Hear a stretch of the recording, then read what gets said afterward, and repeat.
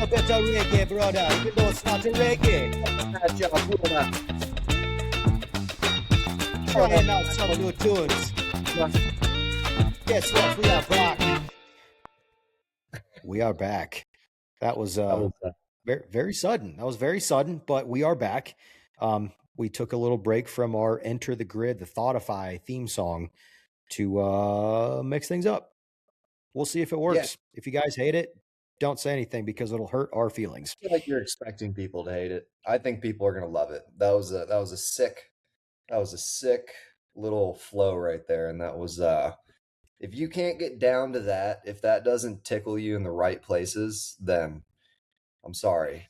You must just not be able to hear music. Almost as much as Keegan's freestyling. I did used to freestyle. I will admit that. Just like most white kids in high school that had no business doing it. But as they I do. was decent.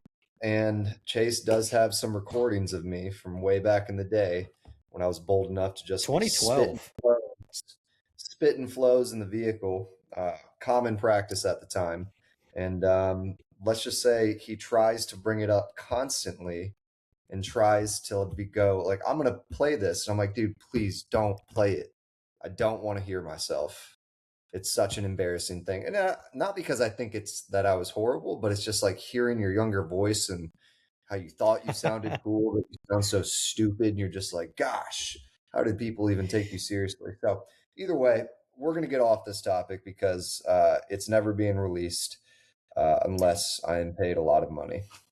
I was just about to say, if there is someone who happens to come across this clip, we will release one of the most primed, amazing recordings of Keegan's freestyling career, dating all the way back to about 2011, 2012, if and only if we get $100,000 sponsor. 100,000. I mean, that's doable. I mean, hey, 10K, I'll do it.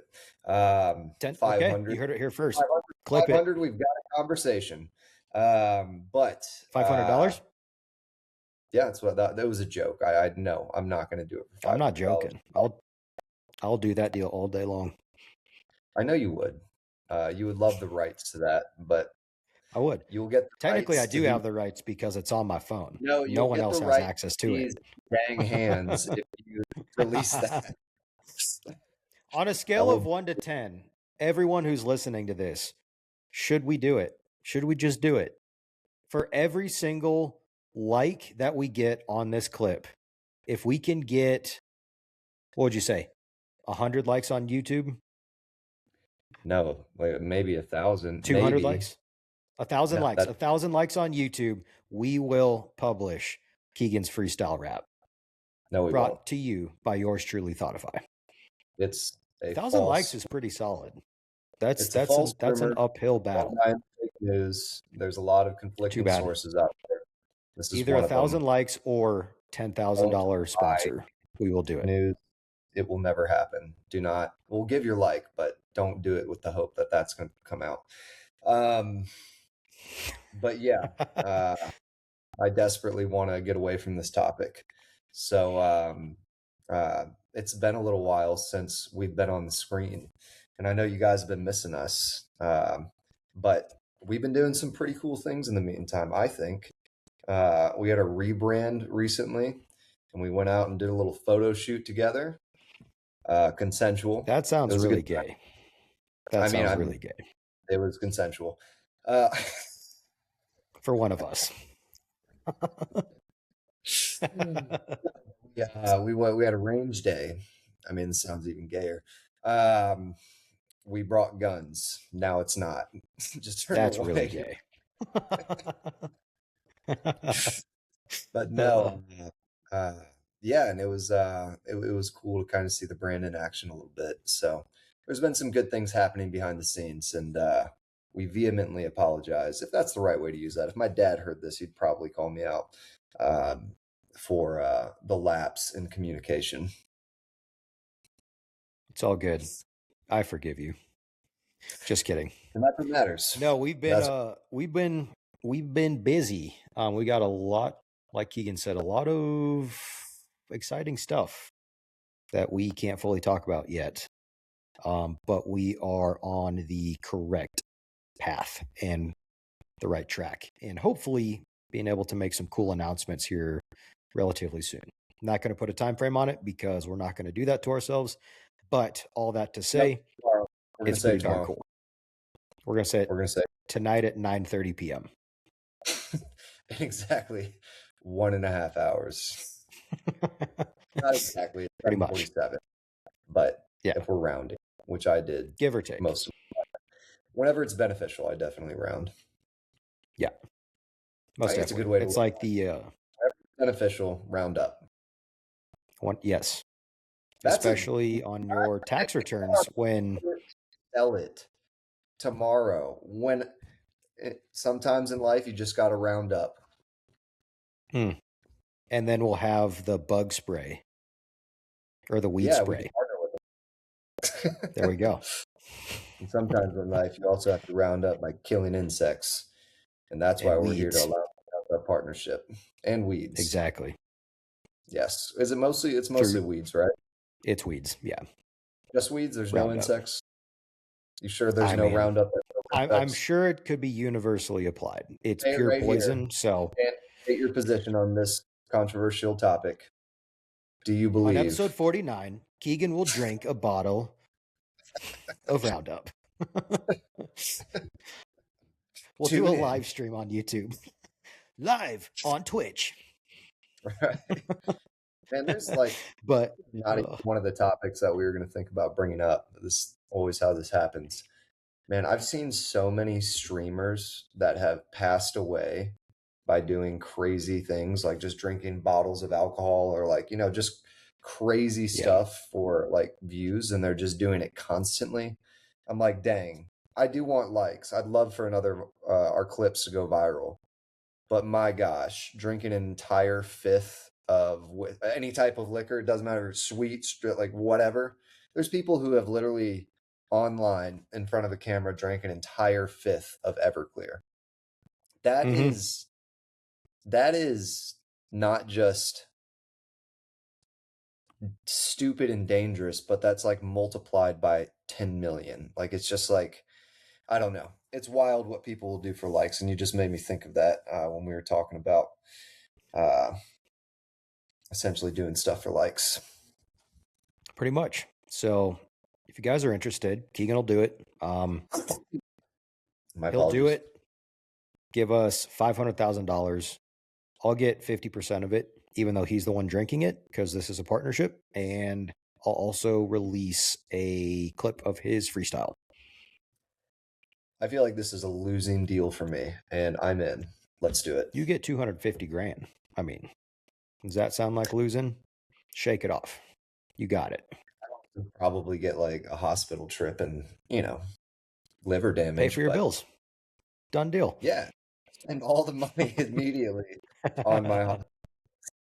Be like, I set you up to succeed. Exactly. But it is, lest we digress, we tend to do that quite often on this podcast. Just digress. We talk about all kinds of stuff and like, lest we digress. We'll digress. How about we digress? But we will digress and say it is good to be back. Last weekend, as Keegan said, we were down in the good old hill country of the glorious, amazing Lone Star State and shooting guns, having some good times. And didn't get to do any fishing, but that's okay. Guns were popping off, not by themselves. We were shooting them because they don't do that. And uploading some cool pics of our new swag. People. It's true. That is absolutely true. But all that to say, if you guys haven't checked out the pics, go check them out on our Instagram. We are getting back in the saddle.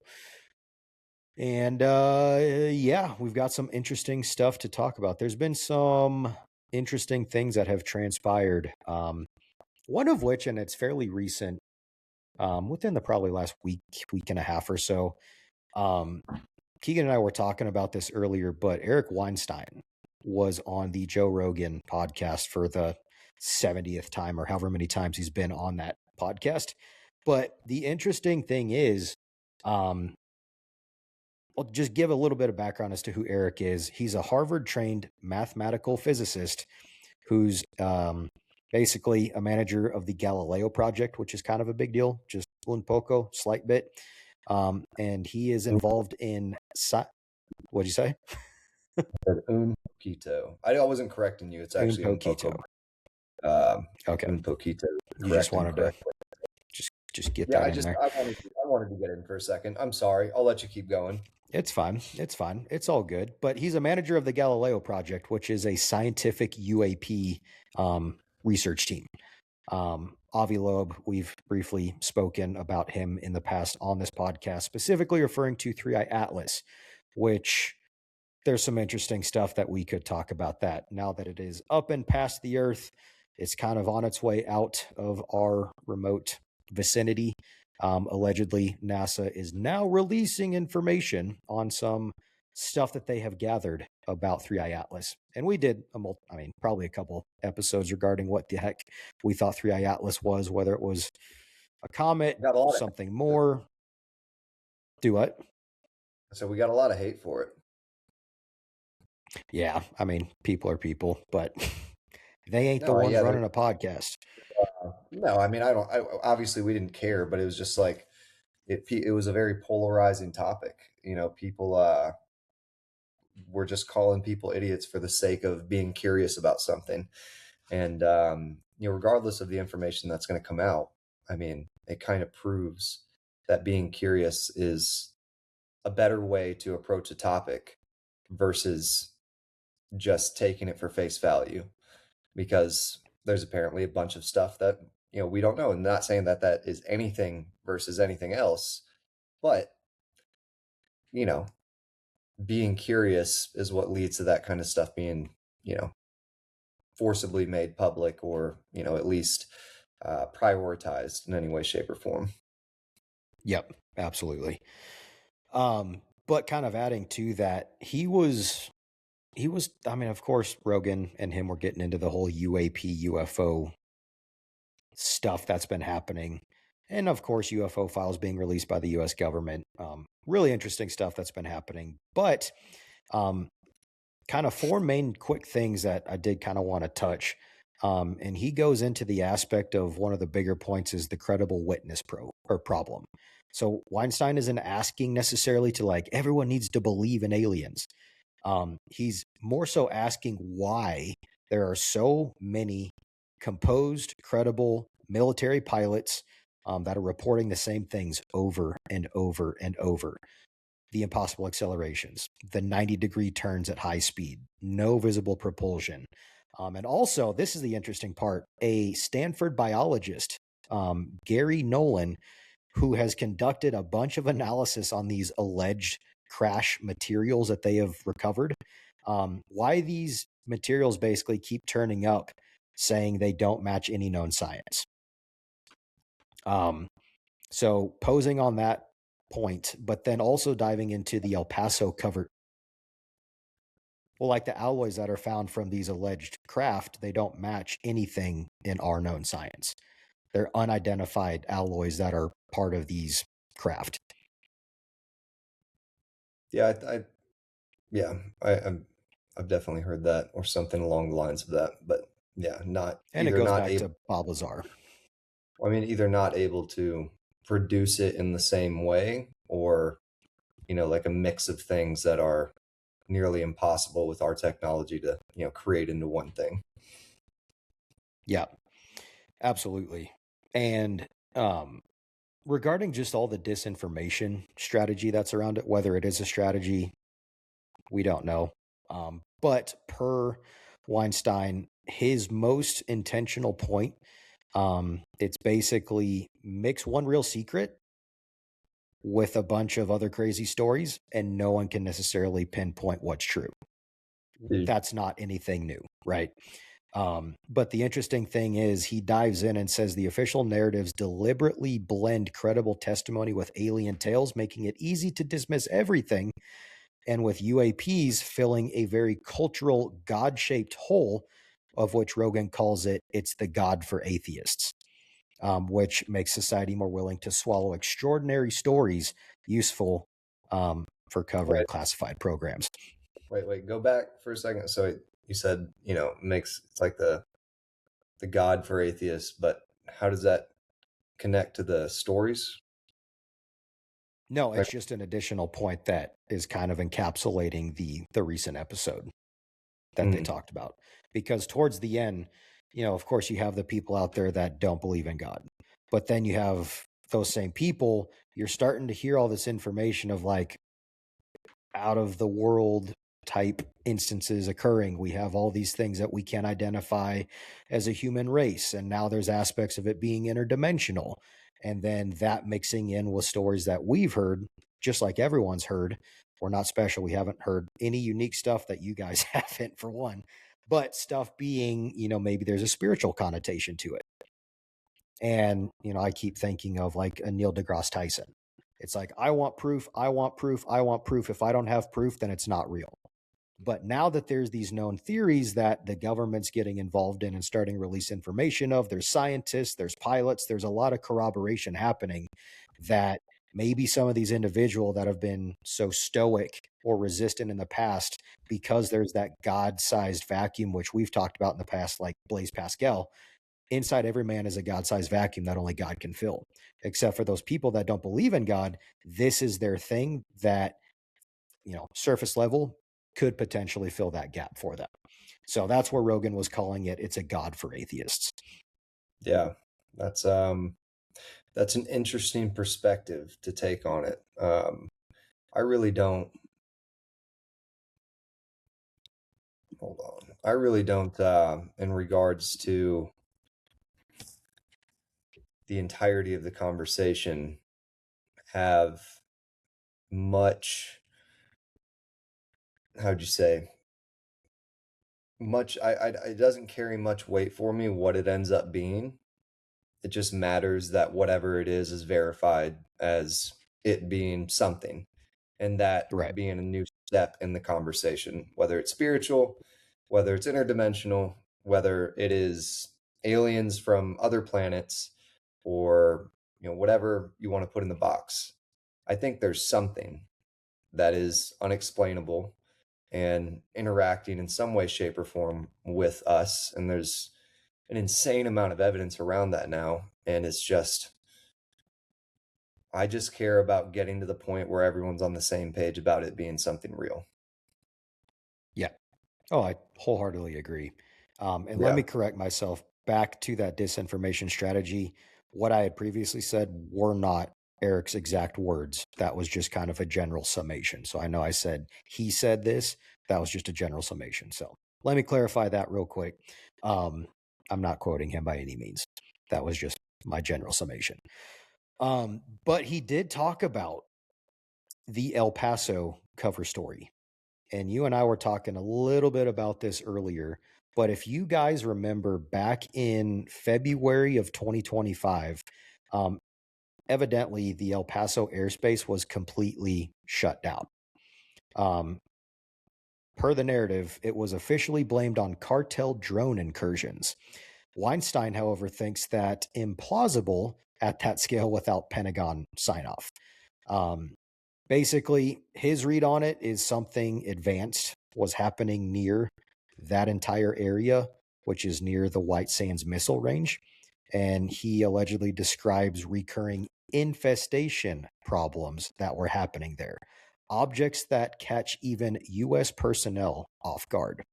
So that is Weinstein's perspective. He's saying there's no way it was drones. Something more significant had to have been going on there in order to shut the entire airspace down, which I I mean, I can understand that. Like, I wouldn't imagine cartel drones would have shut down an entire massive population's airspace. I could be wrong, but what do you think? I think it was cartel drones. Conversation over. Next topic. Conversation over. Bam, bam, boom, done. Bang, bam, boom. Problem solved. All right. Next topic. Let's begin. No, I just don't, from a strategy standpoint, understand what a cartel would be getting out of flying drones close to an airport. Like, if anything, cartels are very much always trying to stay under the radar. They're not like Pablo Escobar in the 80s when he blew up a plane of people. Was that in the 80s, right? Was that the 70s? I don't know. But it was not now. But he did do that. He got so crazy that he was trying to kill a politician, and that guy ended up, for some reason, not taking the flight that day. And he had someone go on thinking that they were going to like plant something, and it was a bomb, killed out all the people inside. And, you saw what happened to Pablo Escobar. Cartels in no way, shape, or form are trying to blow up airplanes because it's bad for business. Like they're not like they're terrorist organizations without a doubt, but they're not in the sense of like having a religious, you know, Fanatical convict thing behind it. Yeah. conviction that we are inherently wrong no matter what you see in front of you. Um, so that's hard for me to buy because I just am really struggling to understand what a cartel would want to get out of flying. I mean, maybe they were looking at, because I mean El Paso is right on the border. I mean, there's definitely a lot of movement through there. Maybe they were trying to like film, people, or I don't know, a package, but it's just a stretch to be like, yeah, we're going to fly drones all the way over the border, over this town that is definitive US territory, thinking that, which is also close to, isn't El Paso not far from, military bases?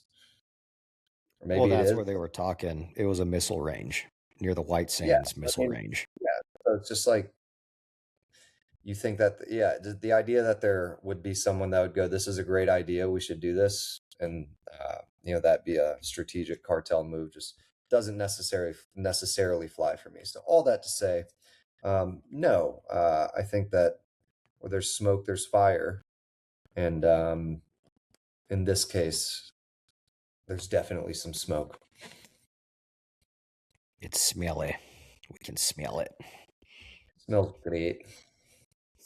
But yeah, no. All that to say, I mean, really, I don't want to spend particularly too much time on that. But for those that About haven't 20. listened to it, very fascinating. I would highly recommend going to listen to it. I will say the first hour of that episode, they talk about who are among the greatest guitarists of all time, and just like it's not exactly what I envisioned Joe Rogan and Eric talking about, but they do. So skip to about an hour and 5 minutes, hour 10 minutes in, and then you'll start getting to the meat of the content. So One of these days, we're going to have the option to partner with Joe Rogan, and he's going to go back and listen to this episode and hear you telling people to skip parts of his episode of stuff he's interested in. And he's going to come back yep, to us and go, never mind, not guys. gonna do it. Never mind.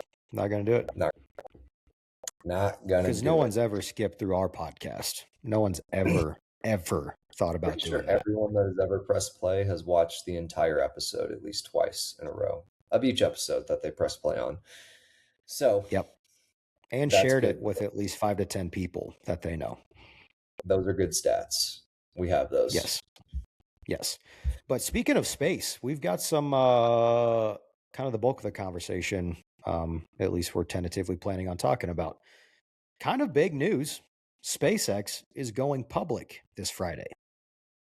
And that is going to be a very interesting thing. Keegan and I were talking about getting in on that initial IPO. And pretty interesting process. I've already applied. I don't know if I'll get chosen, which I probably won't, because compared to some other people that actually bring substantial money to the table, I'm above them, and they want to give those other dudes that are below me a chance in order to get in. So I'm just going to get bypassed. Yeah, that's probably what's going to happen. But no, I mean it's a company that's worth like $2 trillion before IPOing, which I'm pretty sure is the biggest IPO that's ever happened. So it's going to be a wild event, and there's a lot of implications. There's just so many things that are planned in terms of spacefaring or technology advancement in regards to SpaceX. And you have Anthropic, giving SpaceX, what'd you say, $1 billion? It And then was Yeah, it was a billion or one. No, it was $1.25 billion per month to exclusively utilize their Colossus One data center through May 2029. Which think about that, $1.25 billion per month for the next 3 years. Dang, that's a lot of money. That's insane. That's for. That's wild. It's not. It's not $500 million. Well, I It's mean, not this seven is hundred million literally dollars. the start of a like an anime where someone starts collecting essentially not power, but all of the things that are going to drive power in the near future. And because of that, everything starts to center around corporations and their intentions versus government in terms of, if SpaceX is the one getting people to space consistently or doing whatever it's, putting data centers in space, then the government is essentially a peer or a partner in that sense. And it's like with where this technology is going to go alongside like AI, like Anthropic, you know, giving all that money, it's just like it's pretty exponential in terms of how quickly it's going to progress. So I can Yeah. imagine SpaceX being like the company that like 50 years in the future is like more powerful than the government. I mean, from what the future vision is, it's pretty insane. It is like that one corporation, to your point, in an anime that's like, it's just top dog. They're the ones that control because they have all the money. But the interesting merger type thing that's been happening. So XAI, Elon's, AI based company, merged into SpaceX.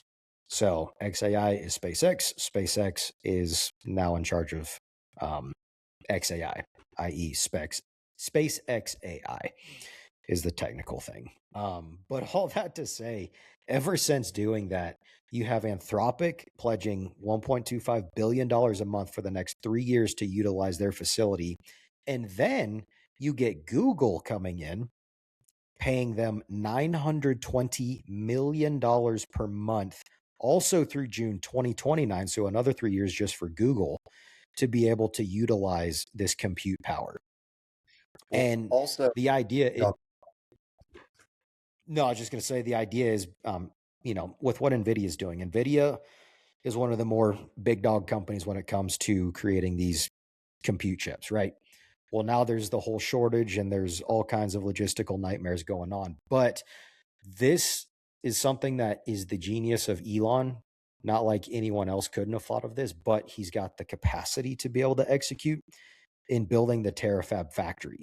And eventually, we'll get into that here in a second, basically putting data centers in space, in orbit, to where everything, the cost, the efficiency, the energy required to be able to power these things is going to be so insanely low, at least compared to building data centers and all that on Earth, that all of these big companies are trying to get on the ground floor right now, i.e., Anthropic and Google.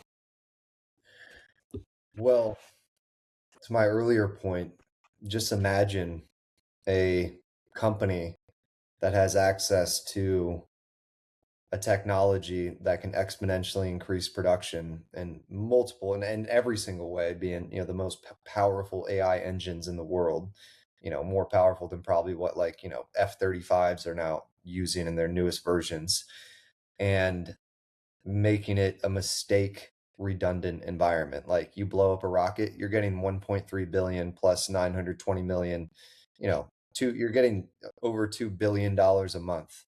You mess up one rocket, it blows up. That's nothing. It's just like Yeah. imagine the power an organization can collect by not only producing something that is the future of like so many different types of commerce or whatever it might be, or just travel in general, but also being able to do that in an environment with unlimited resources. Yeah. That's just, to me, Yeah. that's just a wild. And I'm not saying it's good nor bad. I think it's honestly an inevitable way that society is going to end up going, just due to people being able to capitalize on opportunities like that. Like, you get to the range where you make hundreds of billions of dollars a year, your purchases and your moves have a bunch of weight, so that's just a reality of life. But Yeah.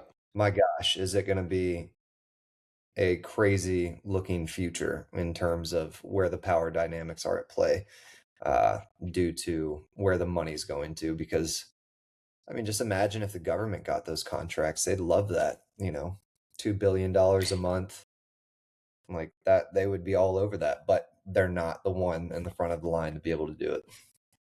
Well, and I think that's the beautiful thing. I mean, now that, at least up until Friday, SpaceX being a privatized company, privatized space travel, advancement, all that stuff, you put it in the hands of actual people who can make stuff happen without having bureaucracy around it. This is what happens.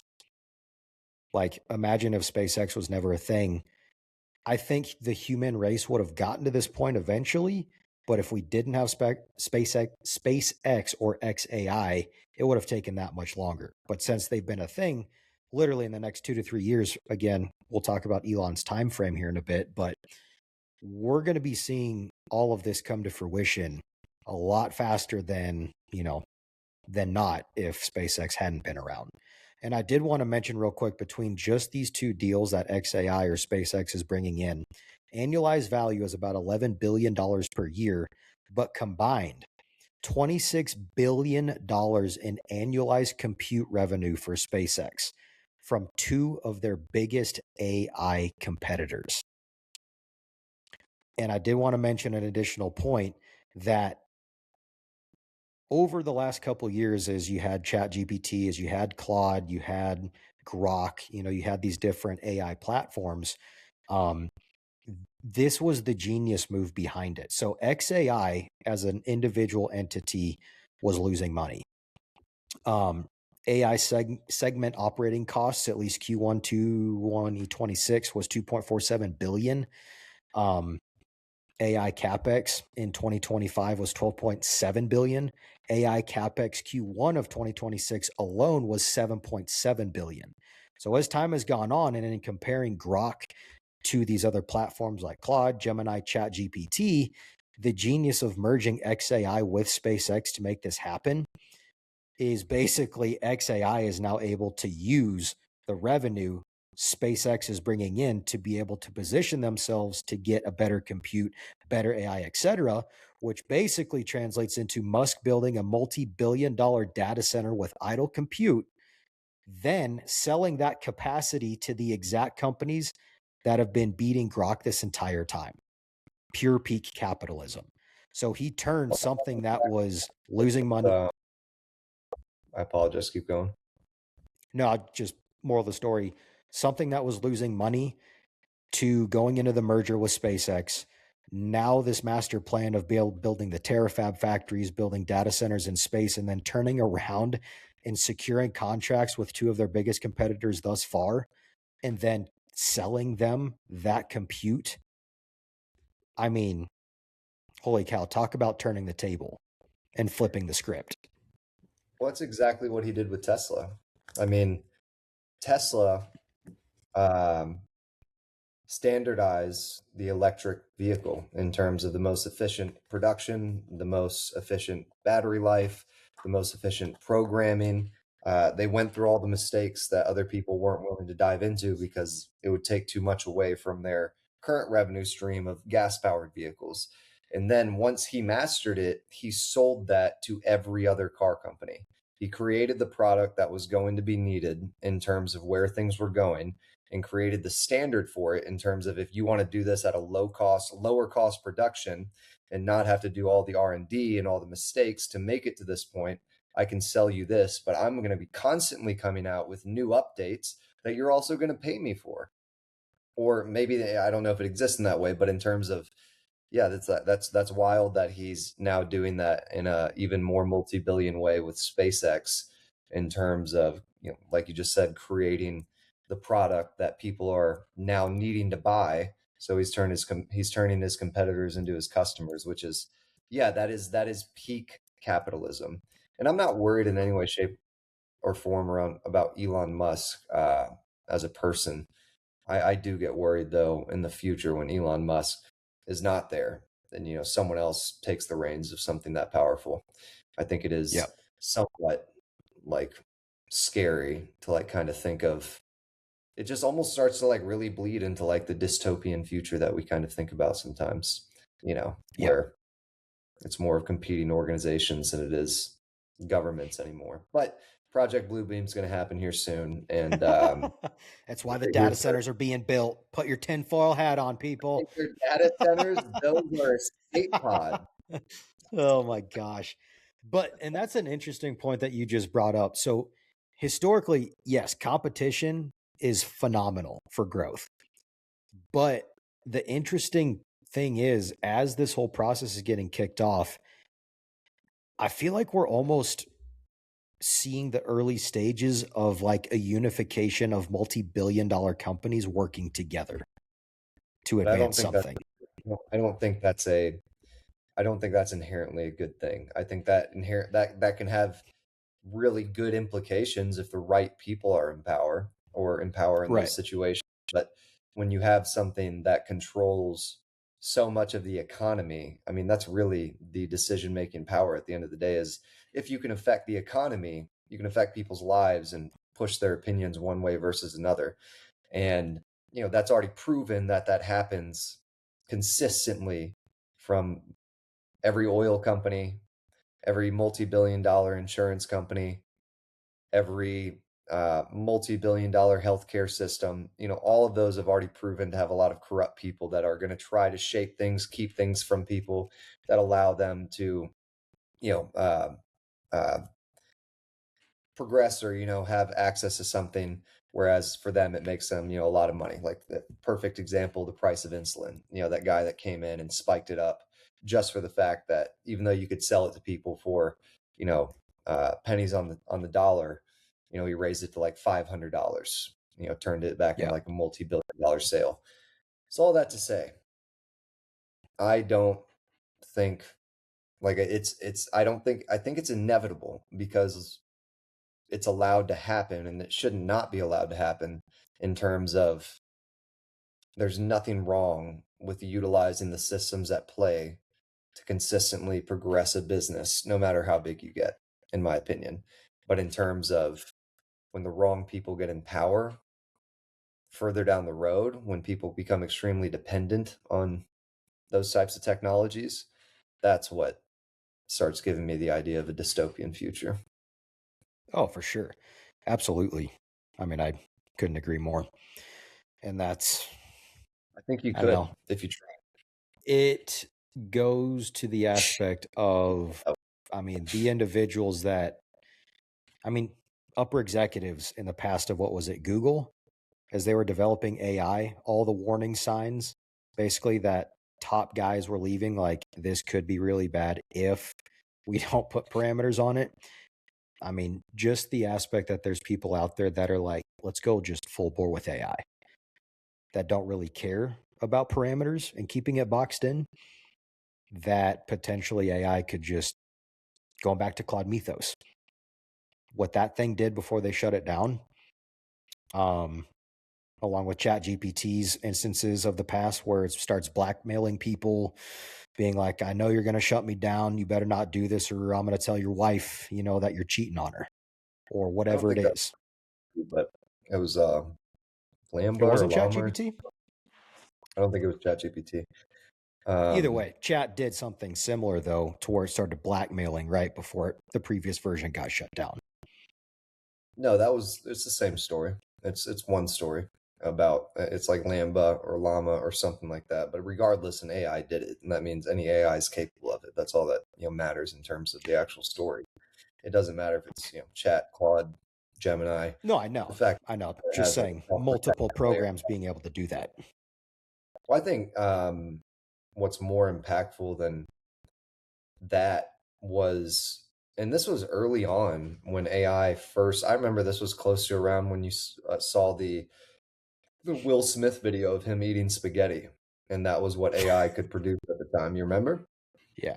Oh And yeah. at time, and I'm probably going to butcher this story, but this generally goes this way. So, don't throw too much hate if I don't get it right. But they had two AIs communicating with each other, and for some reason, they decided they didn't want to be watched or for people to be able to interpret what they're saying. So they immediately created their own language that was indecipherable and started communicating with each other through their own language that they created on the spot. And I think that is probably one of the scarier things I've ever heard in regards to AI. Just the ability to create some type of code that is predictively not able to be beaten for a certain time limit by humans. You could be like, I need 20 years to progress as much as I can. We're going to institute everything we're doing in a code that cannot be broken for at least 20 years by humanity based on what they have access to and everything else. It's Yep. just, yeah, imagine if it starts to run a little bit rampant. It's getting smarter and smarter, and we're just throwing all of our knowledge on it, like it's a god of some sort, just feeding it with everything that has ever come from a human mind. And man, that data pile, the only thing that's going to make that less able to start really being self-aware and making decisions on its own is the ability to take advantage of all the data at once through a certain amount of power. And that's why, you remember that movie Eagle Eye with Shia Oh yeah. LaBeouf? I I think that's somewhat of an inevitability. Even though I work in the AI industry, I sell AI. Like I sell AI training to get people, more upskilled in regards to being able to utilize it more efficiently. But man, I feel like we're at the middle of a gold rush that is all of a sudden going to like throw down the pickaxe and hit like a hole we weren't supposed to hit and just unleash something that you can't put back in the box. It's like the dwarves in Lord of the Rings in Khazad Dûm under the mountain as they dig deeper. They just punch a hole and they find out, oh, there's a Balrog down there. It's not good. Yeah, the Balrog was responsible for the killing the race of the dwarves. Not like all of them, but A lot of them. He did damage. He did a lot of he damage. did damage. He Durin's Bane, as they say. And the only reason I say that, I was literally watching a video on this recently, and the guy made that comment. Like the Balrog was responsible for, mostly killing off the dwarves because it was such a, insurmountable power. Yeah. Is that the right Pretty way to use insane. that? Insurmountable. Yeah. That's right, I think. We'll go with it. That's We'll good. go with it. I like it. Fact check me. Yep. But all that to say, as we have these contracts being, purchased and From Lord of the investing Rings into back. XA, yes, Gandalf would say something about that. He'd say, "Fly, you fools, fly, get out of here, gone, scoot." But this is all under the guise of, Elon's master plan that he announced earlier this year regarding the Terafab factory. For those that don't necessarily know, the Terafab factory is it's actually going to be a joint chip factory between Tesla, SpaceX, and XAI, which is a giant facility that is going to be built right next to the Giga Texas in Austin. The whole point is basically just straight up vertical integration. So every single stage of chip production is going to be under one single roof, from design, fabrication, memory, packaging, testing. There's going to be no more depending on TSMC or Samsung in order to bring in parts, aspects of the chip making process. Distinguishes between making two different chips, one for Tesla cars and then the other for Optimus robots, and one specifically engineered for AI satellites in space, 80% of which is containing output that is actually aimed at space-based computing. We'll get to that here in a second. And only 20% for ground use. So the majority of which are going to be utilized in space, i.e. space data centers.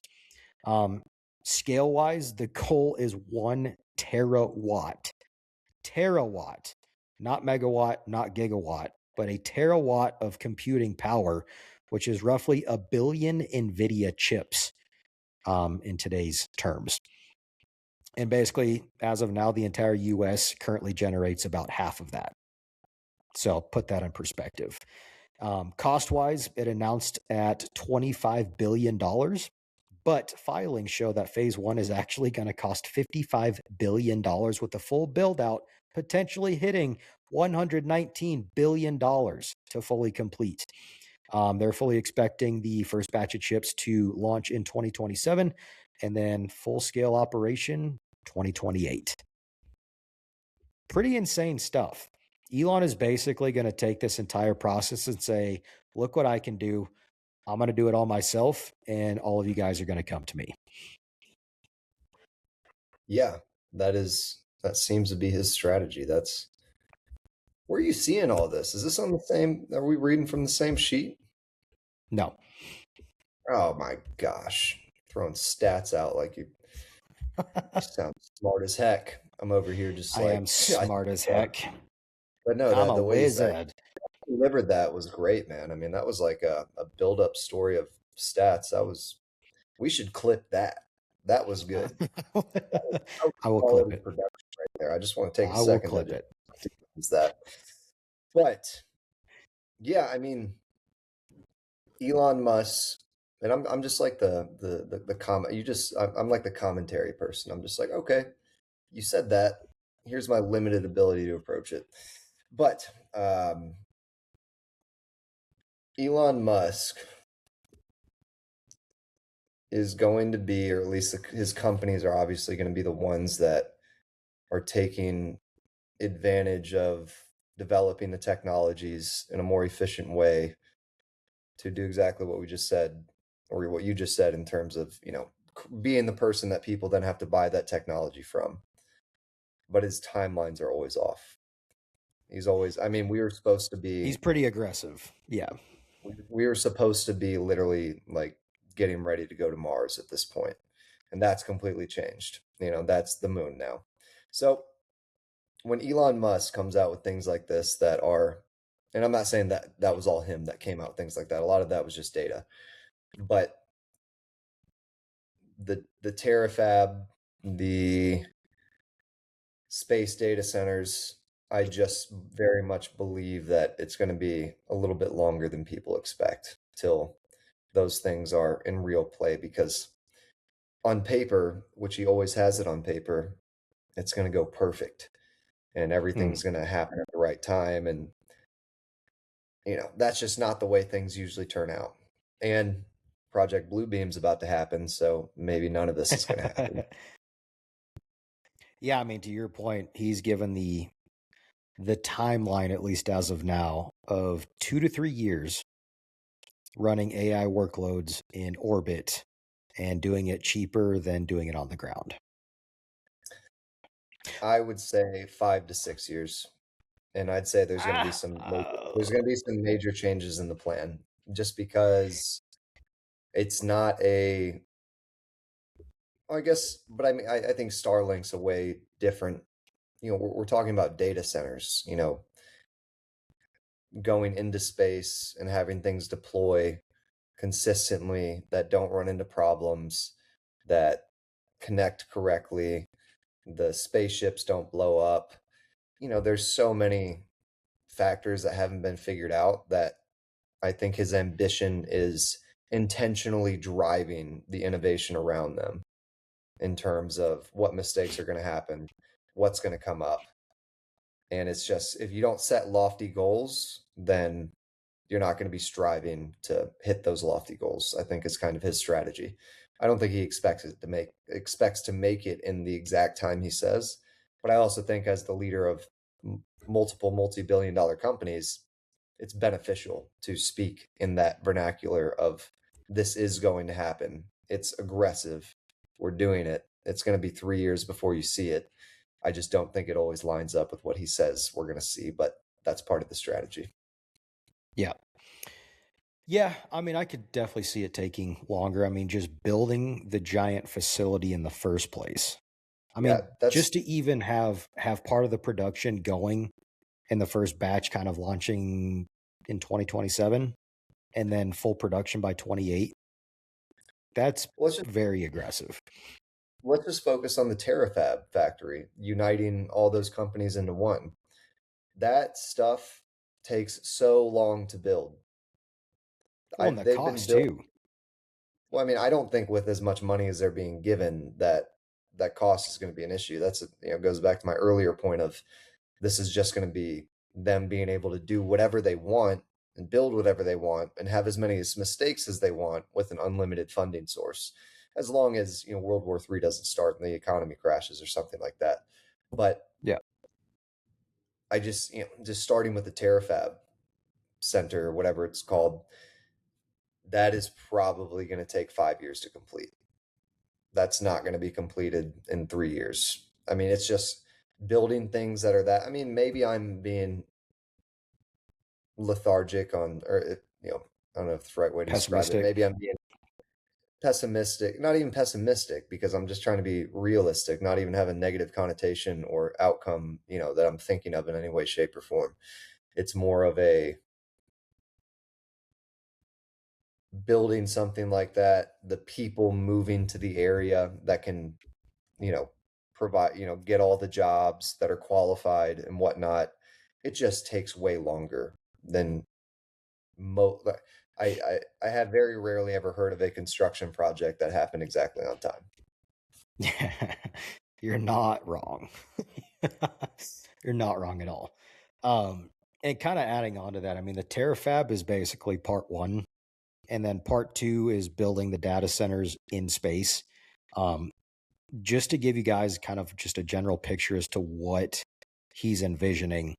So, the principle behind how it actually works is thinking of it less like a giant building, obviously floating in space, and more like a data center split into individual bricks, like Lego bricks, flying in tight, synchronized formation that are all connected to each other. Satellites, orbit in clusters, linked together, acting as one giant distributed computer. So, kind of like Starlink satellites, how it is right now. You ever seen outside? I saw this I think it was last year. It was insane. But driving home in my truck, night outside, dark, super clear sky, all of a sudden you see like a line of lights. And when I first saw it, I was like, holy crap, is that a spaceship? That's freaking crazy. But then looking at it, that is exactly what Starlink satellites look like because they're all fairly tight knit, flying in formation in orbit. It looks like they're just a giant cluster. Same exact principle when it comes to the data centers in space. So it's going to be more brick centralized, Lego like looking bricks that are pure data centers, legitimately, with computing power where energy is not going to be an issue. Cooling's not going to be an issue because it's kind of in space. And fun fact, it's a little chilly out there. So two of the biggest issues basically that Elon has seen on ground is the power and the cooling, both of which you have it down here. Big issues. Up in space, not so much. So that's going to be that. I don't know, like as much as I see it taking a little bit longer than that 2 to 3 years, I also see it potentially taking like 3 to 4 because realistically, you're not building gigantic facilities like you are on Earth on the ground where you have to have all of this stuff covered under, you're talking 400 acres, 12 different gigantic buildings full of racks and computing and all of this stuff and cooling. Now you're just going to be able to launch legitimate bricks in space that are purely computing power without having to have any sort of power behind it because it's going to be powered by the sun and no cooling needed because you're in space. So you're automatically eliminating two of the biggest factors when it comes to building data centers on the ground by launching them into space. All that to say, it's just like launching a satellite. You have Starlink satellites that they are now sending up religiously and consistently, that at this point, when they first started a couple of years ago or however long ago it was, now it's become just a regiment. It's routine. Start cranking those bad boys out. Once the Terafab factory gets done, I think once we get to that point, realistically, once the first batch of those Lego bricks go up there, I think it's going to go fast. Because it's like So a clip and a coupon at that point. No, I get it. I get what you're saying. Clip and a coupon. I'm not saying it's going to happen in 2 to 3 years. I'm saying like I could foresee it on the side of us airing. Yes, it will take longer. I don't think it'll take as long as we're anticipating. Yeah, I get what you're saying. Trust me. But bottom line is Elon is getting into the business of moving bricks. And that is pretty much where the billion that one. Comes from. Space bricks. But that's what I got out of it. All I heard was that Elon had started bricks. And let's just say with that type of capital, some serious work is going to be done. But we love you, Elon. If for someone who makes the jokes that Elon Musk makes, that would be a light version of a joke he would make in regards to moving the bricks he knows he's going to move and satellite. Oh my gosh. Amazing. No, I don't think that we're far off from being able to do it. I just think that there's so many more factors involved outside of getting it there. And in terms of, like the smallest factor on operations like that add a lot of complexity versus how big of a factor it is. And I'm not saying that it's going to be the biggest hill, but starting with step one, getting the Terafab center built and operational and producing, setting up supply chains, all the things that go along with getting that thing into real production, and then turning that into getting this up there consistently. I think the runway to getting it there consistently is much longer than what he's proposing, because it's just how stuff goes with stuff that's that big.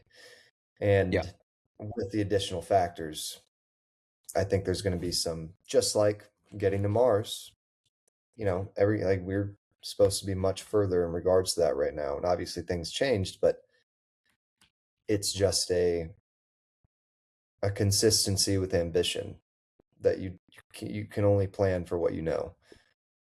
And I think there's a lot of unknowns in terms of getting us from where we're at now to, because here's the realist way to evaluate that. If it was true that in 3 years we would be putting data centers, or 4 years, in space, and that was a legitimate, you could bank on that, data centers down here would be crashing, because you've got 4 more years to be building. 4 more years. That's in terms of what it takes to, and this, you do this, to broker a deal, to get something built, to get the power access to it. It's a long process. And if, just like there's that billionaire or that multimillionaire who says, if the water levels were really rising, why would the banks be investing in properties in Florida? If they knew that that was going to happen, that the water levels are going to rise 10 feet and all of their investments were going to be completely screwed, why would they be investing millions and billions of dollars in the coastline?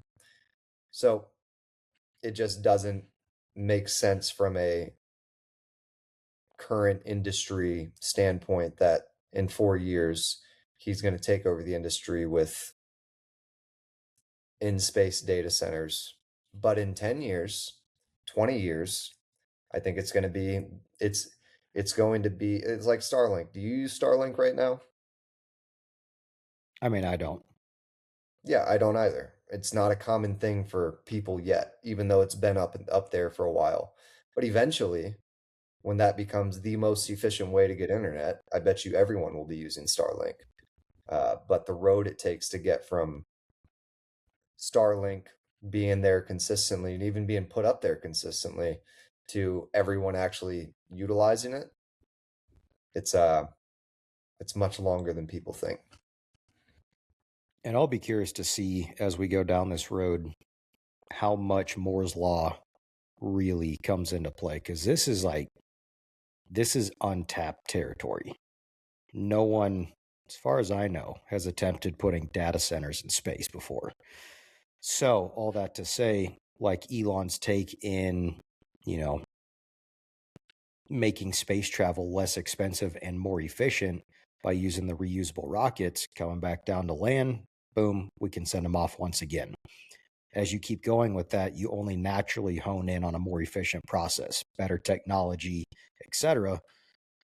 You know, first batch, second batch, third batch, various generations across the board. How fast of a process will this be? Is it I truly going think to take 20 years for us to remotely get to the point of a lot of our data being stored in space? no, no. What it's going to take is 20 years to get to the point where that's where the economy leans in a way that favors that to make people want to buy it over what they currently have access to. In terms of getting the infrastructure there and trying to build over 20 years to create the ability to be depended on in that way, then yes, because again, with Starlink is available. Neither you nor I use it because we have other options that are more convenient, cheaper, and where maybe they're not even cheaper, they're just more convenient, more known. That's a long-term effect to be able to switch that and make the economy that it requires to drive something like that be, the where I think what you're more referencing, in my opinion, is a lot of companies, because those people with the most money are the ones that are always going to be able to dive into more efficient things quicker. Right. So multi-billion dollar banks, insurance companies, all the things, oil companies, all the things we talked about previously are going to be the ones that are taking advantage of this infrastructure to be part of it when it's the economy starts leaning that way. But until I think, that's going to be a whole, I would even, I don't want to say storm we have to weather, but that's going to be a definite whole phase to go through before, I apologize, before, you know, you or I are um, depending on that in any way, shape, or form. I think just looking at the picture as a whole, like how much technology has advanced in the last 25 years. I mean, the iPhone being around for almost 20 years Are you in off the camera? grand scheme. No, I'm here. Your, no, your camera went off. Really? Yeah, I can't see you, but a little bit of realism for you Okay. guys, right? Wow. Okay. Weird. Yeah, Yeah. evidently this is not working, but cool. Awesome. Thanks, Riverside. You're awesome. But either way, people listen instead of watch our beautiful faces anyway. So what Now was you I just saying? great. I lost my point. Train of thought. But yeah, either way, technology is advancing really fast. iPhone's only been around for 20 some years. Um, just the idea that we're even talking about putting data centers in space and someone actually actively working on that to make that a reality, even in the next 5 years, is utterly insane. The idea of building all these, gigawatt, multi gigawatt campuses across the country, um, having been popping up in the last maybe 10 years, maybe. Now Mhm. all of a sudden we're having discussions of let's put them in space. And like us actually being able to make that happen, I think is a testament to how fast technology is going to move. And I can only remotely imagine what it's going to look like and what kind of capabilities we're going to be having in the next 20 years. I think some of the stuff that we know and use on a day-to-day basis is going to look so drastically different that I think our minds would partially melt even trying to understand what that would look like. It's going to be an interesting time to be alive. I definitely think before we die, we are going to see some pretty insane stuff. So, with that being said, I hope this episode was one of those insane things that you hope to see in that lifetime, because that's what we intend to bring to the audience every single time, is a life-changing experience. Yes. But we're about 5 minutes Especially Chase not being there. Yeah, Chase has decided to make me the poster child for the last 3 to 5 minutes of this episode. So, yep. Would you I like just to didn't chime feel like talking and all that stuff. Would you like to chime in with anything like a narrator narrating a story right now? Ooh, should I do like a good night message? Go for it. There was once two people who had a podcast, and it was called Thoughtify, and they talked about all kinds of cool stuff. And after that, they uploaded 48 episodes. And then once that was done, they decided, you know what? We should do an episode 49. So then they got together, and then all of a sudden, they released episode 49.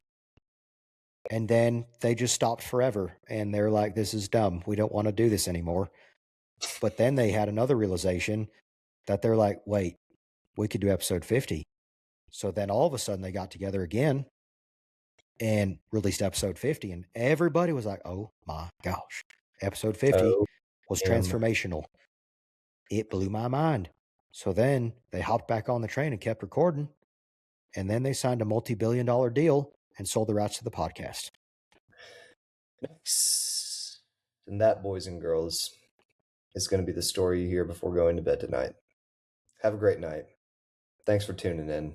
We love you. Go buy our merch. Make us rich. Cool stuff coming. So we can keep making stuff for you. For you, mate. All right, everybody.